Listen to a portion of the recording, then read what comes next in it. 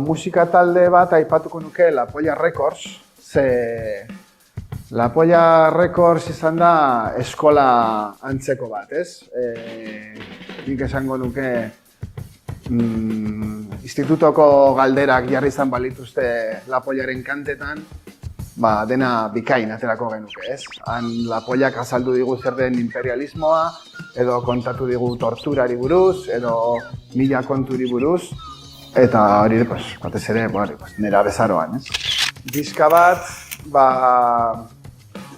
duela hainbat urte aurri gara, Izaki Gardenaken diska, bigarrena, engantzatuta geratu nintzenan, buelta eta buelta eta buelta. Halako pop rock bat nik ez nuena aurretik ere bereziki gustoko edo, baina harrapatu ninduen pila bat. Kantu bat, oso zaila, baina gogoratu dut txikitan, aitaren autoan eta entzuten genuen Pablo Milanés.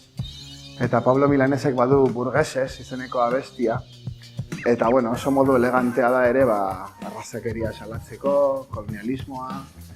Eta oso zaila da erantzun bakarra ematea, orduan ere garai horretan lotuta, Victor Jara asko entzuten genuen, eta Las Casitas del Barrio Alto ere bereziki maite dut kantea.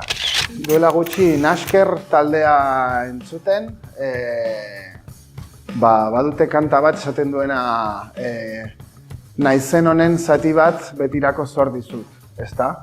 Nola gure inguruan dugun jendeak baldintzatzen gaituen onerako eta txarrerako, ez? Eta oso esaldi laburrean oso ongi azaltzen du hori, eta polita iruditu zait.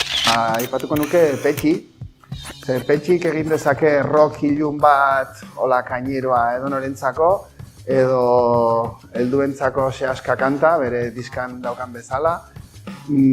Kristona erregistroa, ahotsekin, musikalki, kristona iruditzen zait. Eta Petxi aukeratuko nuke. Eta aipatu nahi dut beste bat, eta beste hori da Manuel Herrera. Manuel Herrera da Manolo, gure Manolo, Mucha Mierda taldeko Manolo delako letrista ikaragarria, gai da humoretik salatzeko edozein gai sozial, eta deitzen dugu Javier Krae berria, dauka bere influentzia, eta aipatu nahi nuen ere Manolo. Niri gustatzen zait kontzertuetara joan eta CD-a erostea.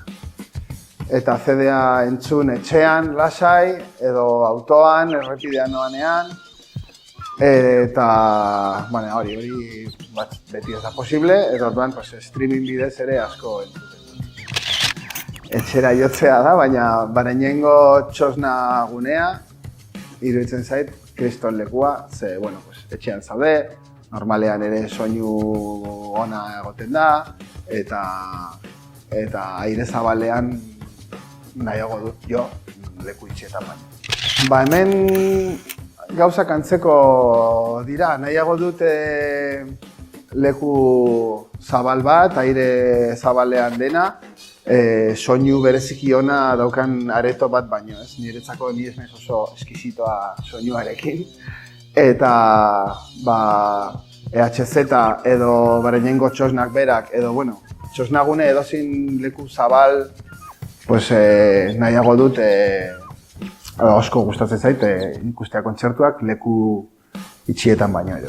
Hau ere zaila izan da, baina 5 urterekin, agian horregatik bizituzulako dena intensitatea handiz. Baina 5 urterekin lehengusuak eraman ninduen Garez aretora, eta han ikusi genuen Defcon 2-en Alzheimer diskaren aurkezpena, eta hori izan zen kristona. Ez nago ziur hau izan zen, baina hortik ibiliko zen, eta izan zen zurrunka dendan, Barinainen zegoen denda bat, aspaldi itxi zutena. Eta han erosi nuen viniloan Hoy es el futuro, La Pollaren viniloa. Azkenekoa erosi dudana izan da Memo, Iruñerriko punk rock talde mitikoarena, jo zuten duela gutxi Garezen, Txilondron aretoan, auzolanean montatu dute areto bat oso interesgarria. eta han erosi nuen memoren diska, eta gero saiatu naiz erosten, baina ez dut lortu dendan ez zegolako Don Inorrezen aztia, azkena. Orduan, bi horiek aipatu nahi ditut.